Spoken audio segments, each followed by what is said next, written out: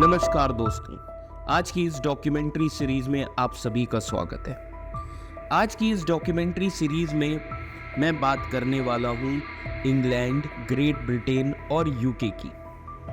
यूँ तो आपने इन तीनों ही शब्दों को सुना होगा, बट क्या आपको पता है इन तीन शब्द में क्या अंतर है?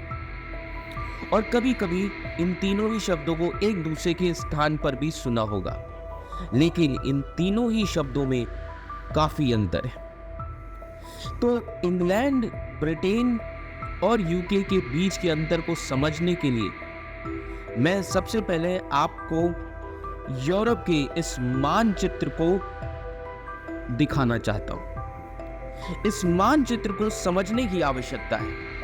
ये यूरोप का मानचित्र है और वृत्ताकार क्षेत्र को ब्रिटिश द्वीप कहा जाता है। ब्रिटिश द्वीपों में बहुत सारे द्वीप हैं, बट उनमें से दो प्रमुख द्वीप हैं। आप हरे रंग से देख सकते हैं। पहला ब्रिटेन, जो आपके दाहिने तरफ है, राइट साइड में, और दूसरा आयरलैंड, जो आपके लेफ्ट साइड में दिख रहा है। आइए ले चलते हैं आपको 1500 ईस्वी में। इन द्वीपों पर बहुत सारे राज्य हुआ करते थे। पहला इंग्लैंड का साम्राज्य, दूसरा वेल्स का राज्य, तीसरा स्कॉटलैंड का राज्य और आयरिश द्वीप पर आयरलैंड का साम्राज्य था। ये राज्य सांस्कृतिक रूप से अलग थे और एक दूसरे के साथ लड़ते रहते थे। विशेष रूप से इंग्लैंड और स्कॉटलैंड दोनों आपस में लड़ते रहते थे।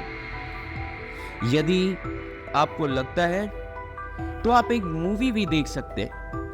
एक मेल गिब्सन की मूवी है ब्रेव हार्ट, वो इसी घटना पे आधारित है और उस मूवी में यह भी दिखाया गया है इंग्लैंड और स्कॉटलैंड के बीच में जो युद्ध हुआ था 1295 में। इंग्लैंड का साम्राज्य उनमें से सबसे शक्तिशाली था। 1542 में इंग्लैंड साम्राज्य और वेल्स साम्राज्य ने एकजुट होने का फैसला किया और वे इंग्लैंड और वेल्स राज्य बन गए। इसलिए अब ब्रिटिश द्वीप में दो राज्य थे, इंग्लैंड और वेल्स का राज्य और दूसरी तरफ स्कॉटलैंड का साम्राज्य। अब 1707 में स्कॉटलैंड के साम्राज्य ने भी इंग्लैंड के साम्राज्य के साथ एकजुट होने का फैसला किया और वेल्स ने भी साथ में फैसला किया। तो अब स्कॉटलैंड, इंग्लैंड और वेल्स, इन तीनों ही साम्राज्य एक साथ एकजुट हो गए और इन तीनों को मिलाकर ही क्या बना? ग्रेट ब्रिटेन का साम्राज्य।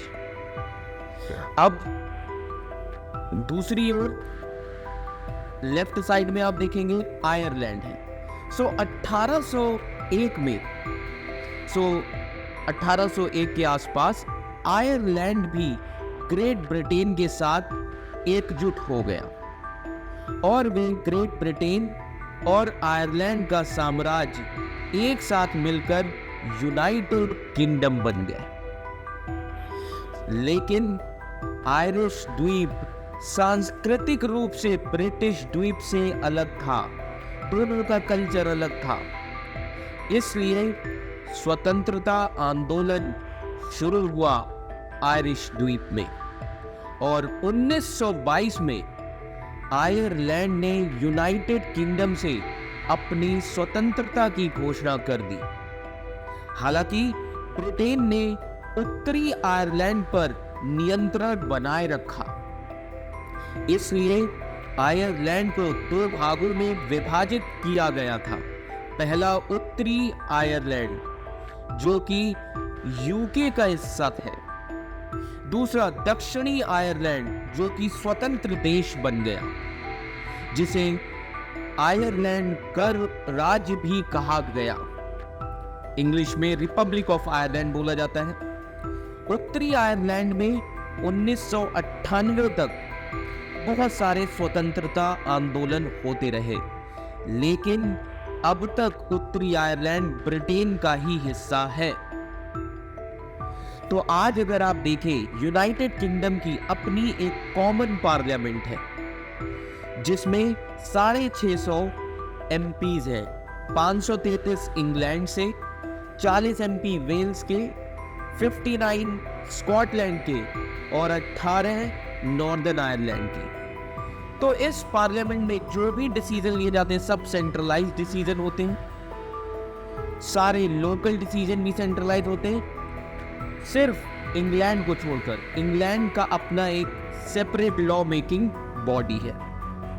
इसीलिए आप देखेंगे कि इंग्लैंड और वेल्स दोनों की कॉमन क्रिकेट टीम है, स्कॉटलैंड की अपनी अलग क्रिकेट टीम है। बट आप एक चीज और गौर करिएगा, कॉमनवेल्थ में ये सभी इंग्लैंड, वेल्स, स्कॉटलैंड ये सभी अलग अलग खेलते हैं, पर ओलंपिक गेम्स में ये सभी साथ में मिलकर खेलते हैं। तो आज यूनाइटेड किंगडम की राजधानी लंदन है और बाकी सभी की भी अपनी अलग अलग राजधानियां हैं। तो ग्रेट ब्रिटेन स्कॉटलैंड, इंग्लैंड और वेल्स को मिलाकर बनता है। यूनाइटेड किंगडम ग्रेट ब्रिटेन और नॉर्दर्न आयरलैंड को मिलाकर बनता है। आशा करता हूं आप सभी को इसके बीच का अंतर समझ में आ गया होगा। धन्यवाद।